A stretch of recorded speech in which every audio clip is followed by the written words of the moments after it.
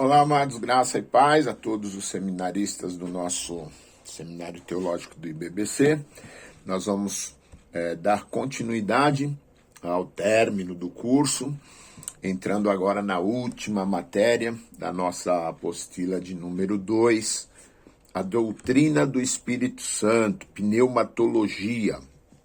A doutrina do Espírito Santo, a julgar pelo lugar que ocupa nas Escrituras, é de valor inestimável. Com exceção das epístolas de 2ª e 3ª João, todos os livros do Novo Testamento contêm referências à pessoa e ou à obra do Espírito Santo. No entanto, é reconhecida como a doutrina mais negligenciada. O formalismo por parte de uns e o fanatismo por outros têm produzido uma igreja indiferente à obra e principal missão do Espírito Santo na experiência do cristão. As consequências disso é um cristianismo onde as pessoas estão privadas do novo nascimento, de vida, paz, poder, alegria, maturidade, equilíbrio, dinamismo e santidade. É de suma importância saber o que os Espíritos Santos ensinam acerca o que as Sagradas Escrituras, ensinam a respeito do Espírito Santo. Não apenas pelo fato de ser amplamente mencionado, mas pelo seu importante e decisivo trabalho na história da humanidade. Nós, então, entramos na doutrina do Espírito Santo após essa primeira introdução, e nós, então, já partimos, então, com relação à divindade do Espírito Santo, ao fato de que o Espírito Santo é Deus. É Deus. O Espírito Santo é Deus e sua divindade ou deidade é provada na Bíblia pelo fato de que é possuidor de atributos divinos, conforme constataremos a seguir. Os seus atributos testificam que ele é Deus. Encontraremos nos relatos bíblicos abaixo os atributos do Espírito Santo que somente podem ser encontrados em Deus. Ninguém mais pode ter os referidos atributos se não for uma divindade. Portanto, nossa afirmação tem base nas diversas referências do Sacro Livro. Ele é eterno, ele é onipresente, ele é onipotente, ele é onisciente. As suas obras testificam que ele é Deus. Como Criador do universo, participou ativamente da criação do mundo e do homem. Como inspirador da Bíblia Sagrada, na escolha dos escritores, no conteúdo do que escreveram. Como quem ressuscitou o Senhor Jesus dos mortos, como o único que gera novas criaturas em Jesus Cristo. Quem nomeia, escolhe, capacita e envia os crentes para o desempenho das tarefas específicas. Quem dirige e ilumina os pregadores sobre onde o que devem ministrar. A sua comunhão com o Pai e o Filho testifica que ele é Deus. No batismo, na bênção apostólica, no cuidado das igrejas, os seus nomes testificam que ele é Deus.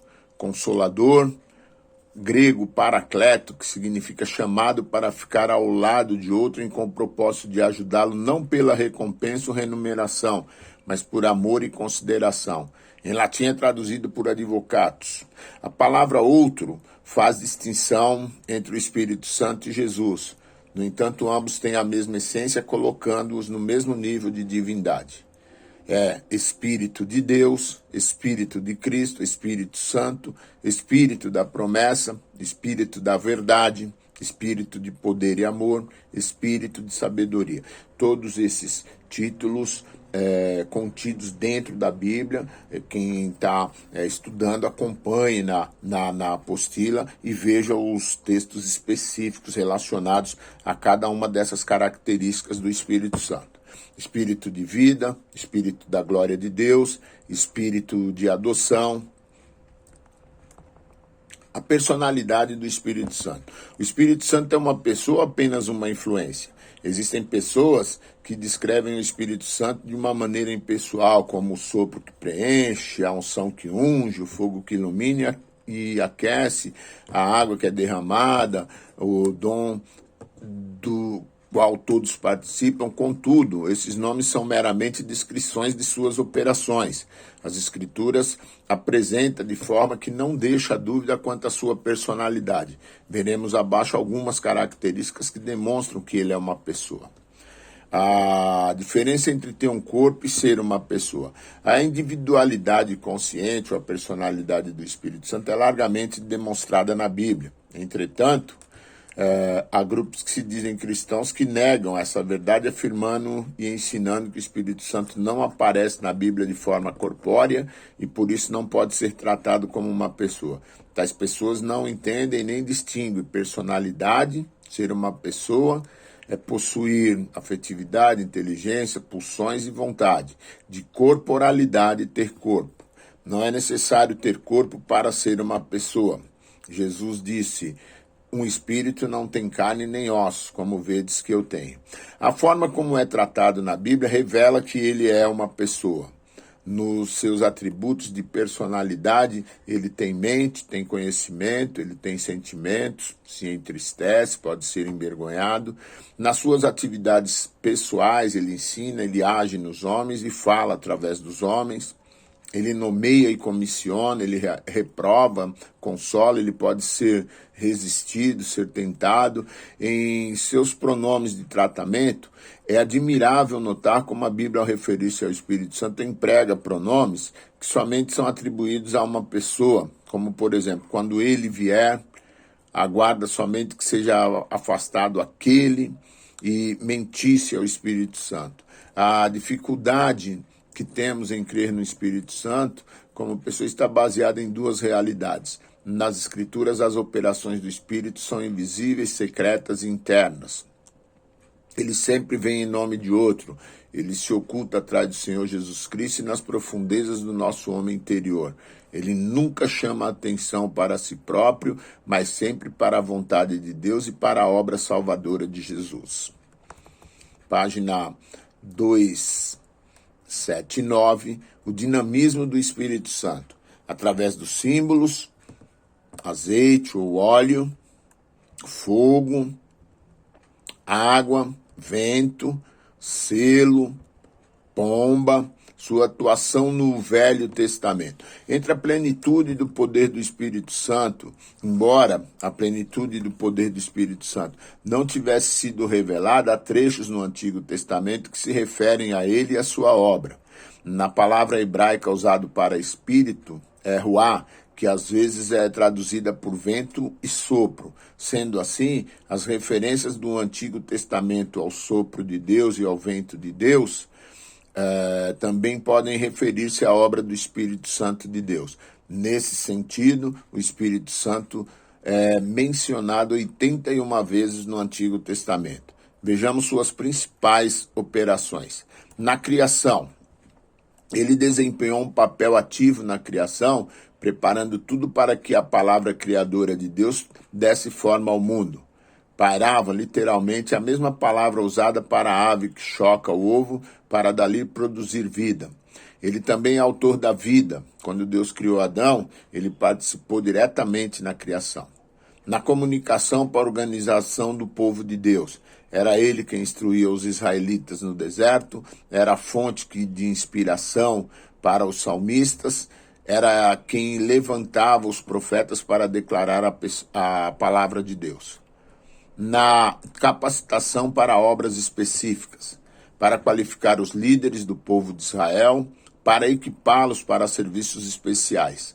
Particularidades desse período. Existem algumas particularidades que veremos abaixo referente às operações do Espírito Santo nesse período, ou seja, no Antigo Testamento. Vinha apenas sobre poucas pessoas, enchendo-as a fim de lhes dar poder e capacitação para serviços específicos e em tempo determinado. Não houve nenhum derramamento geral do Espírito Santo sobre Israel. É no Antigo Testamento que encontramos profecias detalhadas acerca do papel do Espírito Santo sobre o Messias, sobre a nação de Israel e sobre toda a humanidade. Sua atuação na vinda de Cristo. O Senhor Jesus Cristo tem um relacionamento especial com o Espírito Santo. E o Espírito, por sua vez, estava intimamente ligado ao seu ministério. Observe este relacionamento. Na anunciação da vinda de Jesus, na concepção, no batismo, no ministério de Jesus, na cruz, na ressurreição e na ascensão de Cristo. Sua atuação na vida dos homens após o advento de Cristo. A operação do Espírito Santo na esfera humana segue uma ordem progressiva e crescente, sendo que uma depende intrinsecamente da outra. Este modus operandi do Espírito Santo no homem é divino e maravilhoso, como veremos a seguir. Esse agir do Espírito Santo traz a convicção, somente ele convence o homem das verdades acerca da salvação. Convencer significa levar ao conhecimento e provar acusações feitas contra a conduta. Ele convence os homens das seguintes verdades: do pecado da incredulidade. No dia de Pentecostes, ao proclamar o primeiro sermão evangelístico, Pedro não acusou seus ouvintes de nenhum pecado, a não ser do perigo mortal que corriam em não crer em Jesus como o Messias de Deus, isto é, do pecado da incredulidade.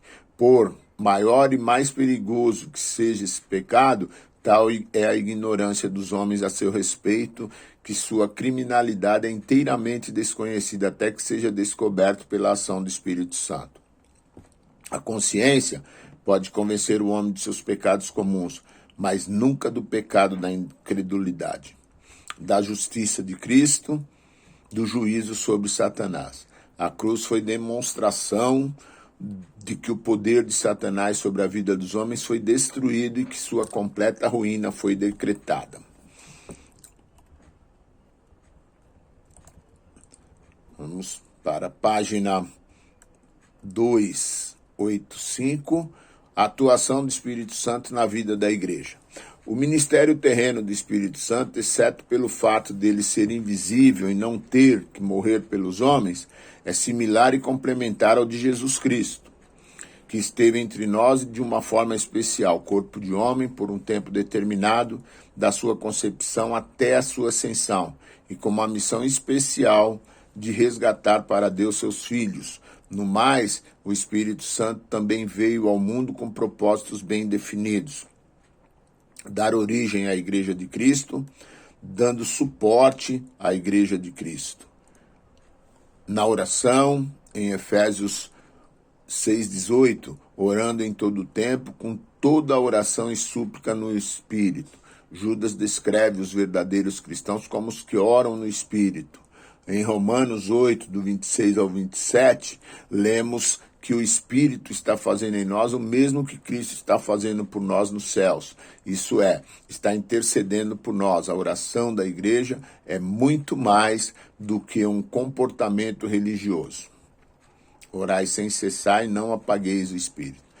Também o papel do Espírito Santo na adoração, no testemunho, na ressurreição dos santos e no arrebatamento da igreja. Participação constante do Espírito Santo de Deus. Na ordem correta dos acontecimentos, a ressurreição dos mortos será primeiro, seguida instantaneamente do arrebatamento da igreja.